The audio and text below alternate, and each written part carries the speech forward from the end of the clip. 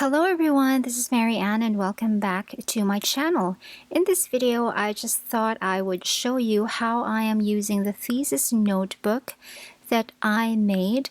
I have uploaded a video on my YouTube channel of how I actually made this notebook, and it has that top loading plastic sleeve as a cover, but I hardly ever use it.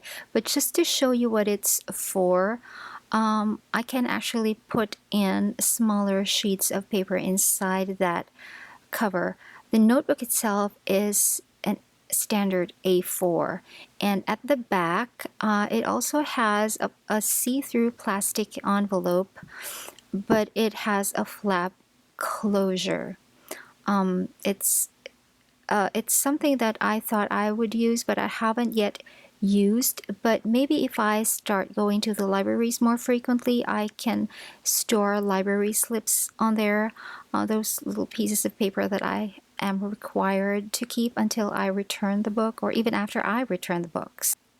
And I also made these grid pages myself. These are roughly 4 by 4 millimeters, but not exact, but it works for me. It's the perfect size for my small handwriting. And I'm using the first page as a list for all the resources that I have for my thesis. I can mark a resource down if I have the Kindle book present, the PDF, the printout, or the book, or if I have read, annotated, and analyzed, or if it's for the corpus or for my theory, or if it's just to provide me a socio-historical background. And the column that I am pointing to is the title of the book, and beside it is the column that lists the author or authors. I already have acquired less than half of them, and I've read a few and I've annotated a few. And to create those gray lines in the grid, I used the number 901 gray tint color from the Zig Clean Color Real Brush pens. I use these pens a lot, not just for here, but also for my hypertext and for my coloring projects. And I've already started taking down notes in it. I have created 2 columns. I have written down their notes, questions and excerpts from Migration Revolution, and for sort of like a divider, I have used the number 045 pale green from the Zig Clean Color Real Brush pen. So this is really the 2 brush pens that I use. I don't use a separate highlighter or a marker. I really just use these pens for almost everything. And the way that I write in this notebook is that excerpts and quotes are written down in black ink, but any of my points, angles, questions, clarifications, and things that I will actually be writing in my thesis, I write down with green ink. I am already partially writing down my thesis. Those are the ones in green. And as I went along, as I read more of the book and as I wrote down more excerpts from the book, the longer my green writing become, and the more that I remind myself to cross-reference something else. I'm using the Noodler's Jivago for the black, and I'm using the for that green ink over there, I use the J. Herbin Layer Sauvage, but on this green over here, I'm using the Diamine Meadow. I use the Pilot Metropolitans. Of course, the Noodler's Jivago, which is the black ink, is in the gray pen, and the green ink, the Diamine Meadow, is in the green pen. It always just makes more sense to me to match the ink color to the pen so that I will know what color I'll be writing with.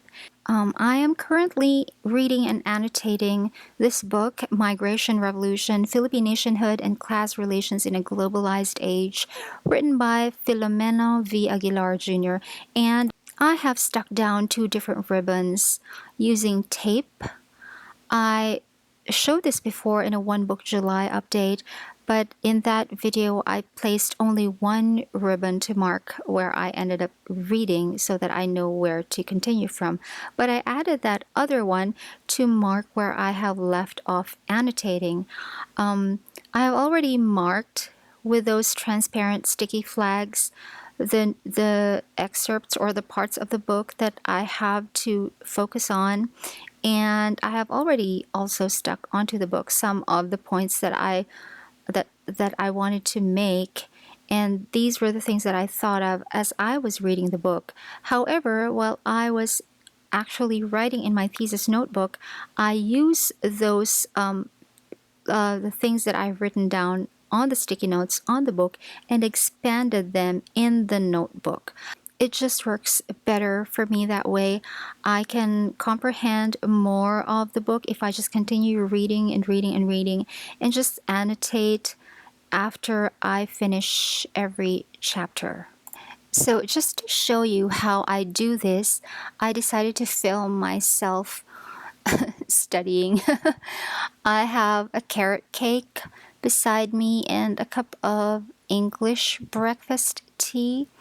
And of course, I try not to hurry at all when I am studying. I like to take my time because I can absorb ideas better that way, and I can retain ideas longer that way, and I can, it's more efficient for me to be able to connect two or more different ideas together if my mind is relaxed. So this is really just me annotating a book. Because I am writing with a green ink, it means that what I am writing down is a note to myself or a thought that I have gathered from the quote or the part of the book that I have just excerpted on the notebook using the black ink, or actually an angle that I can use for my thesis, or just some thoughts that I want to flesh out, or actually something that will actually go into my thesis as is. This is how I've always studied ever since college. We didn't have personal computers back in college, but we were starting to have personal computers, but I did not own my own personal computer in college because they were not readily available to anyone. So this is the style of studying that I have gotten used to, and this is the kind of studying that my brain can accept. And for a while, actually, I tried to migrate to an electronic style of note taking. I have my MacBook Air, and I would take down notes on that. And after I finished reading an entire chapter, I would encode all of my notes and annotations on the MacBook Air. But it was I wasn't able to retain much of what I have encoded into the computer. Maybe I'm really just more of a tactile person. If I don't experience my own hands forming the lines that create the words, then I don't have much retention of anything. But I can write relatively fast. My handwriting is quite small, and I find that the Pilot Metropolitan is surprisingly smooth and comfortable to write with. It's made of metal, so it's much heavier than the Lamy Safari, which is made of plastic. But because it has a round grip that turns out to be much smaller than the angled grip on the Lamy Safari, I find that the Pilot Metropolitan is so much more comfortable to write with, so I write much faster and my handwriting is more legible, so it works. And also, the Noodler's Jivago that I am using in that gray Pilot Metropolitan, it creeps a lot. If you can notice, the nib has a black layer of ink over it. That is called nib creep, and that doesn't happen with my other Pilot Metropolitans with a different ink. But because of the nib creep, that is sort of like a clue that the nib and ink combination that I have in particular is very, very lubricating. So it's surprising. I have never really experienced Noodler's Jivago to be a lubricating ink in any other pen that I have used, but it is very lubricating in the Pilot Metropolitan. However, the other inks that I'm using for the other Pilot Metropolitans do not feel as lubricated as the Noodler's one. So this is really it. This is just going to be me the entire time annotating a book while eating carrot cake and having some tea. It doesn't take me a lot of time to finish doing this entire process to one entire book because I usually need to read a book two different times before I can get it more or less. So the first time I'm reading the book, I am putting down those transparent sticky flags and pasting short notes on the pages of the book. And the second time that I'm reading the book will be when I am reading only those parts marked by the transparent sticky flags and annotating those. So the first instance of reading will be like cursory or just surface reading, and the second reading will be more in depth, and I will only be reading and annotating those sections that I have already pre-selected during my first reading. And all the pages of this thesis notebook is actually only one-sided. The graph or the grid is printed only on the front of the page and there is nothing on the back, and I don't want to write anything on the back because when I am already actually writing my actual thesis, I might have to do a manual cut and paste of the pages. I might actually have to take a pair of scissors and cut some sections down and paste them.